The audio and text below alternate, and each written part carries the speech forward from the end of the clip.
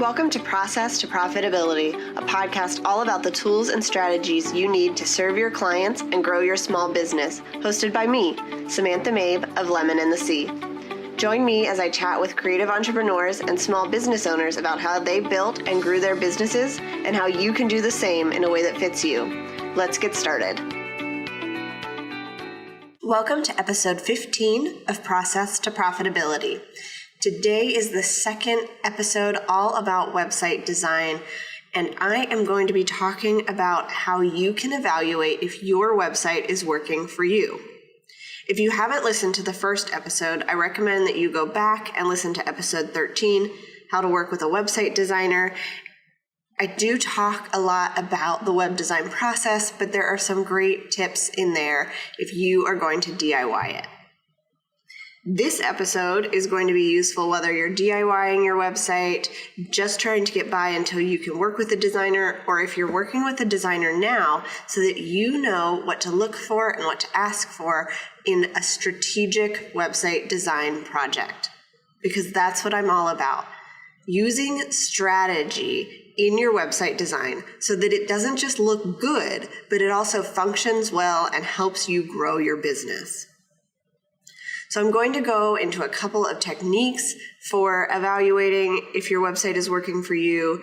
And I've also got a checklist for you all about this at lemonandthesea.com/15download. You can download it there so that you can go through all of this on your own time, because there is going to be a lot of information that I'm going over. So why is having a strategic website important? I know that so many of us are looking at websites from a design perspective. We want to make sure the images look good and that everything really just fits our brand and our clients. But we have to have a strategy behind our website design as well if we actually want to be intentional about growing our business. So what does this look like from a design perspective? To me, this means focusing on what your dream clients need in a website. I'm currently reading a book called Don't Make Me Think, all about creating websites that make it really easy for your visitors to figure out exactly what they're looking for so that you don't frustrate them. You just put it exactly what they need on the very first page, and you make it simple for them to figure out what you do, how to hire you, if they like you, because that is what's going to make you money, and it's what makes an effective website. Strategic website design also involves a lot of testing and changing, because when you are so in a website design because you've done it or it belongs to you, it's hard to see that there might be problems or areas where visitors would struggle. So there are going to be a lot of testing techniques that I'm sharing today that you can try, and that if you are working on a strategic website design, your designer or developer should be looking at so that you can get the best out of your website instead of just feeling like you're guessing at what works. And most of us are probably doing this in our businesses already. A lot of this is things we talk about. We talk about making things really simple, having a call to action on every page, telling people what we want them to do. But we don't actually translate that to our website when we're creating it. We think that all of those really common sense things are not necessary for us, that they either only work for those big players out there, or that we can just try to do something different and stand out. I believe that your website should be a reflection of you, which means it should be different from other people. But there are certainly things that work better for strategy and getting your business to grow.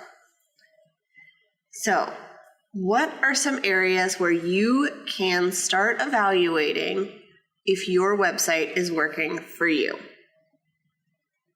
The first one is going to be at the very top of your website, and that's the navigation. You want your navigation to be simple and clean and to the point. I know we all have a ton of pages on our website, and we have so much information that we want to share that it's tempting to crowd that navigation with absolutely everything, hoping that people will just look at it and figure out what they need. But that's not actually an effective way to design a website. We don't want to overwhelm our visitors with choices. So you should keep your navigation simple. You also want to make sure that you're following some of the website standards here. I know that that sounds like a little funky because you want to stand out, you want to be different, but if everyone expects that there is a button to contact you on the top of your website in the navigation, it makes sense that that's where they're going to look for it. And so that's where you should place it, unless you have a really good reason otherwise. So here are some of the things that I like to include in the top navigation of a website to make it easy for people to figure out what it is that you do, who you work with, and how you can help them, and then to get you paid. So you are always going to have a logo on the top of your website, and that should link to your homepage so that if someone clicks on that logo, it will take them back to the homepage no matter where they are in the site. You should also have a link to your About page. This is one of the most visited pages on every website because once people know a little bit about what you do and they're interested, they want to know who you are, and they also want to know how you can benefit them, which is another episode entirely about pages, and I've got that coming out in a couple of months. Next, you're going to want to have a link to something about what you do, whether that is a services page, a link to a course, or something else that shows people exactly how they can work with you. And depending on your profession and your industry, you may also want to include a portfolio here, either as a sublink to that or as a page within that services page. This is really important because you want to tell people how they can hire you once they're interested. And people are going to expect that to be in that top menu, just like they expect it for a product-based business to be able to shop from the top menu. The next page you may want to include, if it's relevant to your business, is a link to the way that you share content, whether that be your blog or a podcast or something else. If you don't have that, I would take that spot and make it a link to have people sign up for your email list. Give them that really valuable opt-in right there so that they can sign up and start getting your valuable content through email. And the last link you want is to have your contact page. And I always put this in the top menu because no matter what it is that you're selling or what you offer, sometimes people are going to want to get in touch with you. And if you've gone through the 5 website updates to get your website legit guide, you're going to see that in the contact page, I recommend that you have your email address as well as a form. And I think that's a really great way to encourage people not just to email you about working together or with questions about your product, but also to encourage people to get in touch about collaborations and to reach out with questions so that you can engage more with your audience. So those are the things that are going to be in your top navigation. You are most likely also going to have a navigation in the footer of your website. This is probably going to be smaller, and you can play around with this a little bit, but there should be a couple of links here that show up on every website. And the big one is the policies. So this is your terms and conditions and your privacy policy that need to be on every website that is taking money, collecting email addresses, sharing information, which is probably you if you're running a business. So make sure you have that in place, and it makes sense to put that in the footer because that's where people look for those types of things. On a lot of websites, I also use that footer menu to link to blog archives, some of the pages that are in the top menu as well, in case people don't want to scroll back up. But you can play around a little bit more there and link to the pages people might be looking for, but that don't need to be at the very top of your website. All right, the second area that you should check to see if it's working for your business is going through all of your content and checking for a couple of things. Now, I know this probably seems really overwhelming because you have a ton of content on your website, especially if you've been writing a blog or running a podcast or sharing information in that way. But this is really important for user experience and for SEO. And the reason that this is important for user experience is a couple of the things we're going to go over are going to be really frustrating to your website visitors if they don't work. So the first thing you want to check in your content is for broken links. Go through and make sure every page that you link to on your website actually goes to where it's supposed to. And sometimes, even if it did when you first set up that link, it doesn't anymore because the page has been moved or renamed. You want to make sure that if you're telling people to check out a resource or read another blog post, that it's going to the right place. Because otherwise, they're going to click on that and they're going to get to a page that says, we can't find this content. And they're going to be frustrated that they couldn't learn whatever it is that they expected to, in addition to what you've been sharing. You also want to make sure that all of your images are working. So this is usually easiest if you go to the front end of your website and load everything up and make sure that none of your images are coming up as cannot be found or just little tiny icons instead of the actual image. Every time that this happens, especially if the image is not named well, people aren't going to know what you're trying to share with them, and it's really frustrating.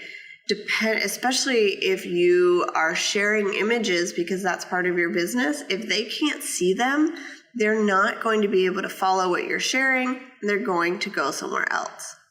In your content, you also want to make sure that you are optimizing for SEO. That means having different styles of headlines that are done correctly and having content that uses those keywords and gets all of that good SEO stuff out there. Now, SEO is a really complicated topic, and it's not something that I'm an expert on, but I am going to be bringing on an SEO expert to talk through all of this and what you should be doing as your best practices on your website in a later episode. But for now, you should know that you should be concentrating on a couple of things when you're starting out. First is to figure out what your keywords are. And you can do this by brainstorming on your own and then going to Google or going even into the keyword finder on Google to figure out what it is people are searching for when they look for your business. And then you want to use those words as they make sense in a couple of places. You want to use it in your URL. So if you are writing a blog post, you don't want the web address to just be a bunch of numbers and letters. You actually want it to be something that's related to the topic you're talking about. You also want to use it in the titles of your images, the way that you name your images. You want to use it in the headers of your blog post, so in the written title, and then if you are using, a header so that you can talk about those big points. You want to hit those big points in a larger text so that people can skim through things and get an idea of what you're talking about. And then you want to use it throughout your content. You want to be talking about the things that you want to be known for so that when people search for those, you're going to pop up in the search results. I also have a really great blog post all about this for Squarespace specifically and how you can implement some of this SEO. And you can find that at lemonandthesea.com/blog/Squarespace SEO tricks you should be using. And all of those words have dashes in between them. So it's a little bit complicated to share here, but it's really great SEO because I'm using those keywords, Squarespace, SEO, tricks, things that people are going to be searching for. So now that you've reviewed your content, and I know that that is a lot on some of our websites, you're going to want to go through and check another place where your website could be falling short, and that is on calls to action. I really harp on this because it is important, even if it doesn't seem like it is. But every page on your website should have a call to action. And if you're not sure what that should be, I would start by sitting down and brainstorming every page on your website and what the purpose of that page is. What do you want your visitors to do when they visit that page? For example, if you have visitors land on your About page, what is the next step? For me, that is usually to go to my blog or to my services page, depending on what makes sense for the offer that my client is selling. So if it's a low-cost offer, I would send them to my services or my course. If it's a higher cost thing that I need to build trust with, then I send them to where I'm sharing content like my blog. You just want one call to action on every page. It's going to be a button that is going to stand out. It's going to be actionable, and it's going to be clickable so that when people click on that, they go to the page that they are expecting. This also applies on your contact page. If you have a form on your contact page, you want a button that submits that form so that people know that they have actually gotten in contact with you. These calls to action are what is really going to help your website move traffic along and keep people on your website longer. What happens when people go to a page that doesn't have a call to action is that they aren't sure what the next step is. And so they might just leave. If they don't know what to look at next, like on a blog post they really liked, they might leave your website instead of going and searching out the next step on their own. So even on blog posts, you don't have to have such an obvious call to action, but you might want to include some related blog posts at the bottom for them to check out so that they have somewhere to click, they go to that page, and they learn even more from you. I talk a little bit more about those calls to action in the 5 updates to make your website legit guide. So check that out if you want some examples of some great calls to action and the types of things you want to include on different pages of your website. All right, so another area that might not be working on your website, and I know that there is a lot of information coming at you, so again, I've got that download for you at lemonandthesea.com/15download so that you can get this all in a checklist. But the next area is your contact form. You want to make sure that that is working for your business.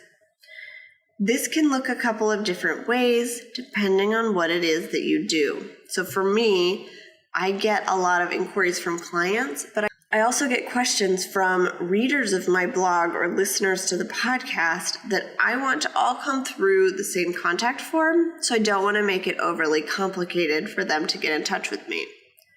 All I have on there are fields: name, email address, what it is that they're interested in, and then their message. If you are an event professional, you work in weddings, and you really need to gather more information than that so that you can get a good feel for clients who are reaching out to you, you can include more information in that contact form and ask more questions.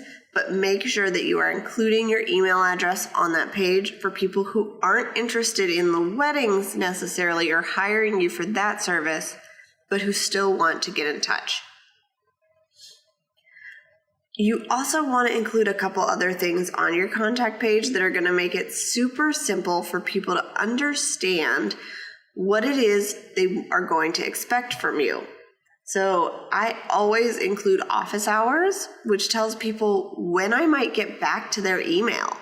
If I only work 3 days a week and I don't say that explicitly on my website, they might expect a response really quickly, but they're not going to get one because I'm not checking my email.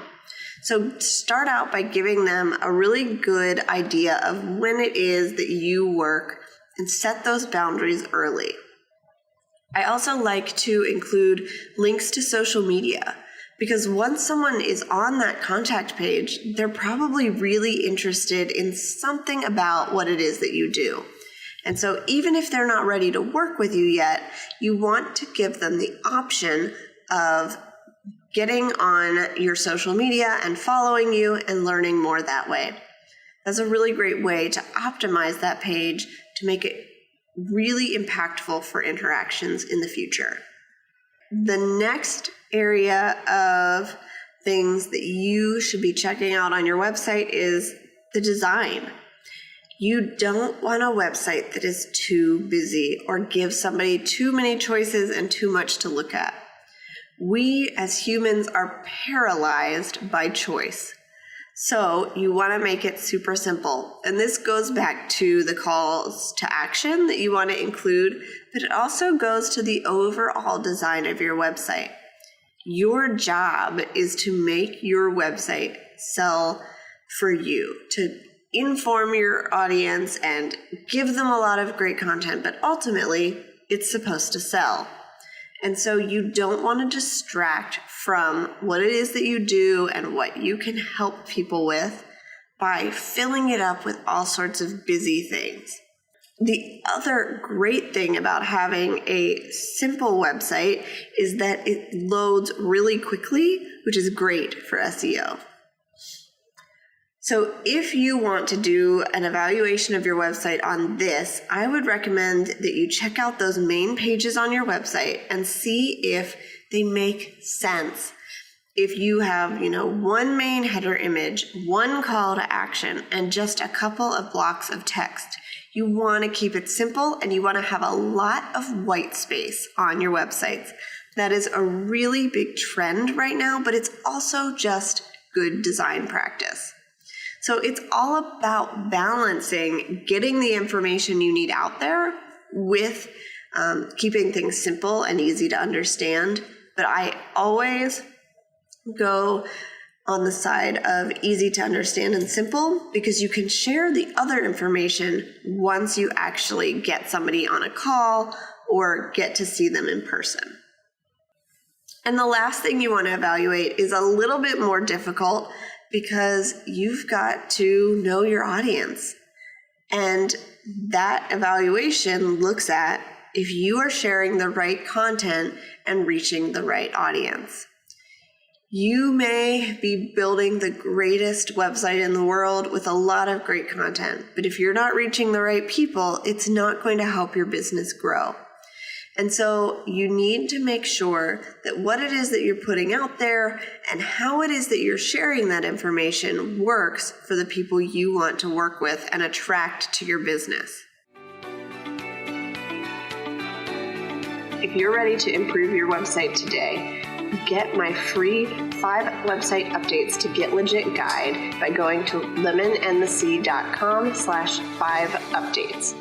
There you will find a guide with 5 easy updates you can make today that are going to make your website stand out, be legal, and it includes free resources that you can check out, as well as easy action steps to get you started so that you can start making improvements to your website today. That is at lemonandthesea.com/5updates. Now I know that that's a lot of areas that you're going to be looking at your website and trying to figure out, is this working or is this not working? And all of that comes into the strategy of a website design, so it can be overwhelming at first.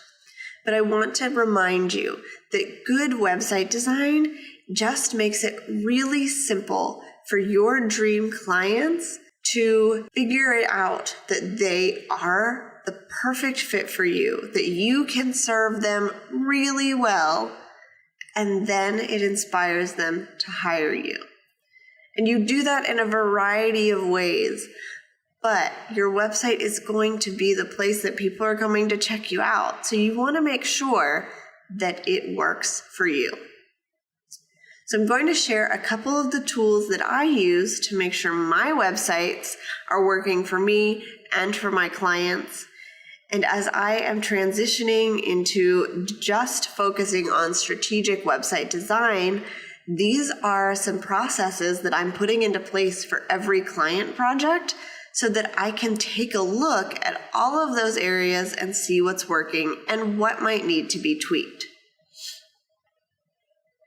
So the first thing you should have set up on your website is Google Analytics.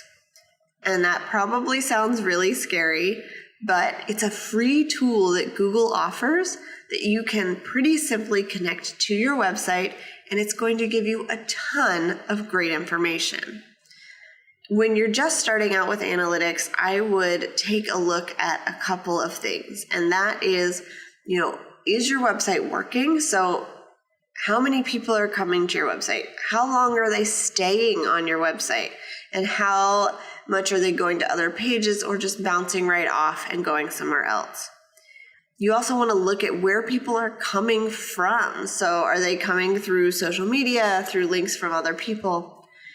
Google Analytics can give you a ton of information. And I don't want to go so in depth in that right now that it's overwhelming, but I am going to go through and cover that in another episode so that you can really start to use what it is that you are seeing in a way that's effective.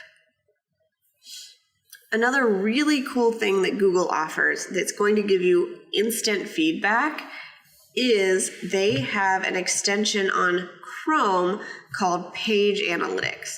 So you can add this extension, and when you are on your website, you're going to see a little bar at the top, and it's going to tell you about the page that you're on. How many page views has it had in a certain amount of time? How many unique visitors have you had? How much time do people spend there? When they come to this page, what do they do next? Do they bounce right off your site or do they go somewhere else? And so that is some really great information that you can start to use to see if your website is working and if not. So if something is off, you can make some changes and then look at it down the road to see if that's improved things. That's where you're testing and changing and evaluating what works. The second tool that I really love is heat mapping. So I use a software called Crazy Egg. I recently put this on my own website, and it's such a cool tool because it shows me a couple of things on my website that is really useful. You can sign up for this for a free trial, or you can pay for it monthly, but it's actually really useful. So I would recommend that if you are trying to build a strategic website, that you invest in this at least for a couple of months so you can test things out. So the things that I can see through this software is, like I said, it's a heat map. So what I can do is set up a snapshot that runs for a certain amount of time on a certain page of my website, and it tracks everyone that comes there and shows me what it is that they click on, what it is that they hover over. So how long do they look at each section of the page?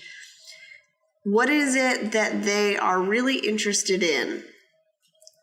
Recently, I used my heat mapping and I noticed that on my homepage, I have a link to my opt-in, and people are trying to click on the title of that opt-in, but it's not clickable. So I made it a link so that when people go to click on it, they actually go to that opt-in to get a little bit more information.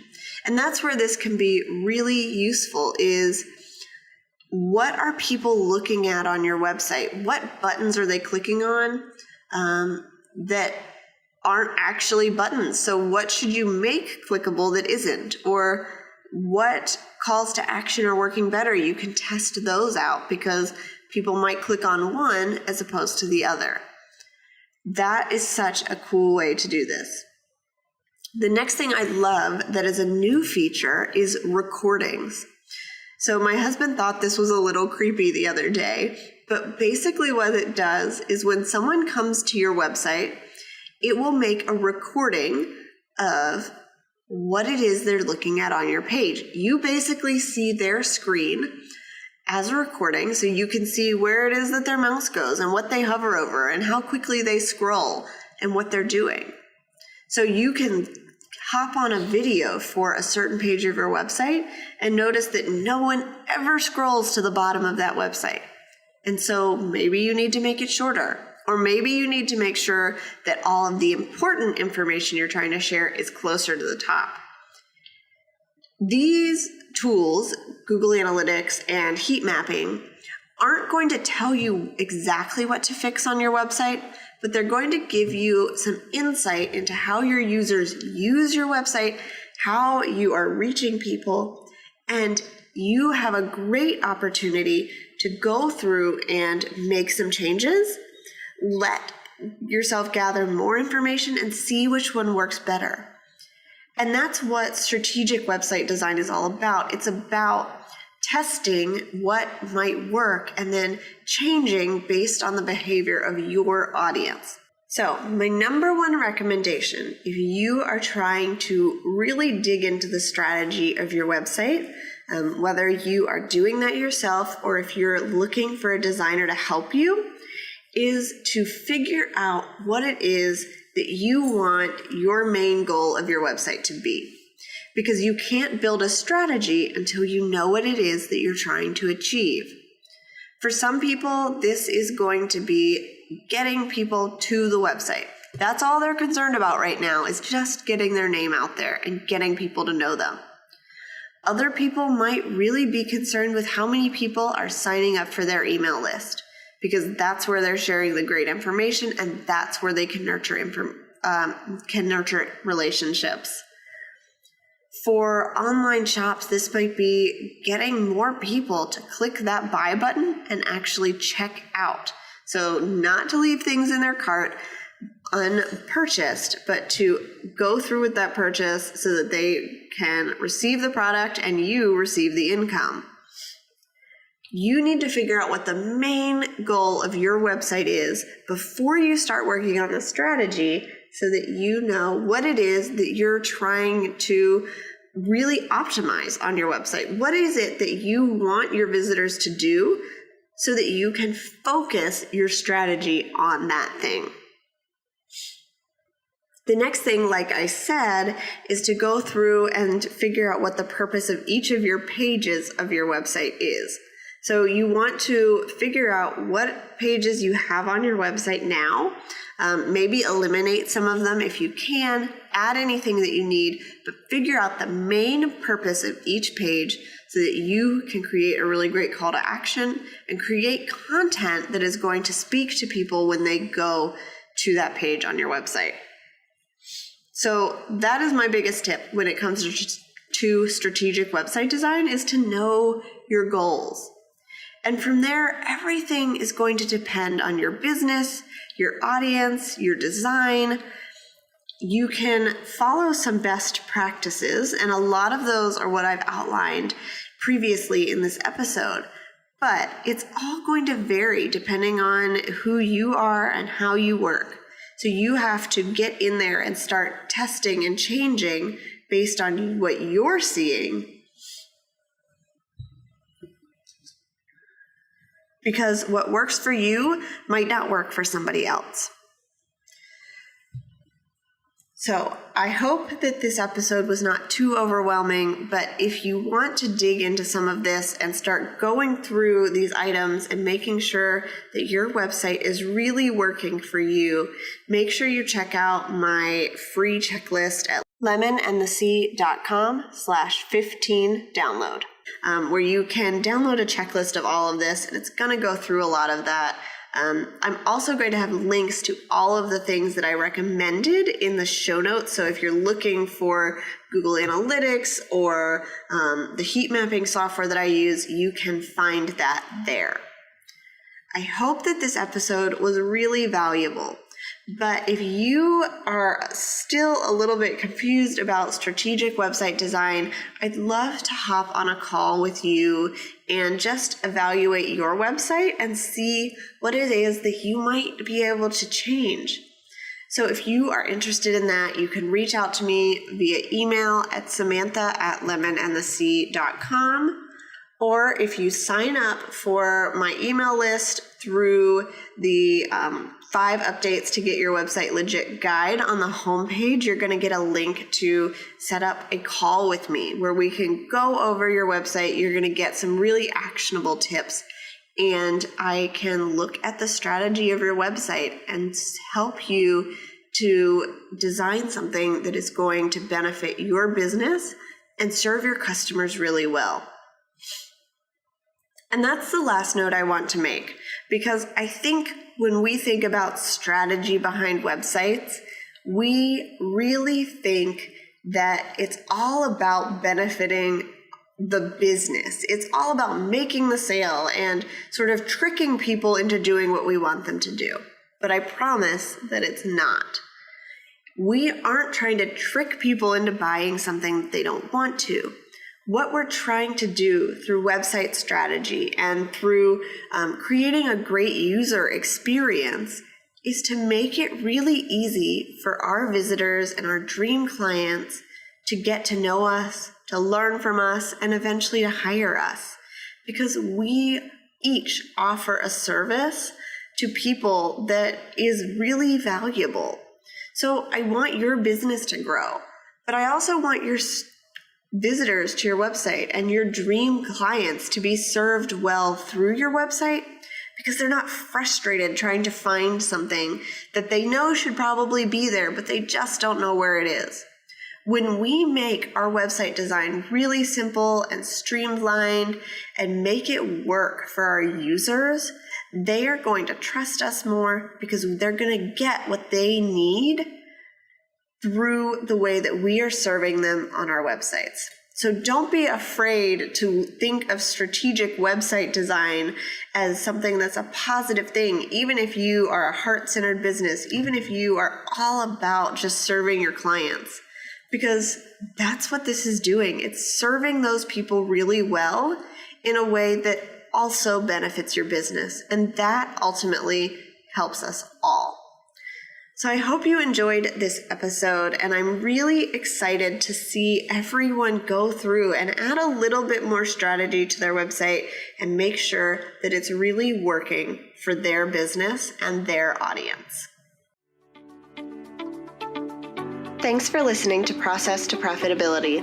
Please take a minute to leave an honest review in iTunes so that I can help more small business owners and creative entrepreneurs find the show.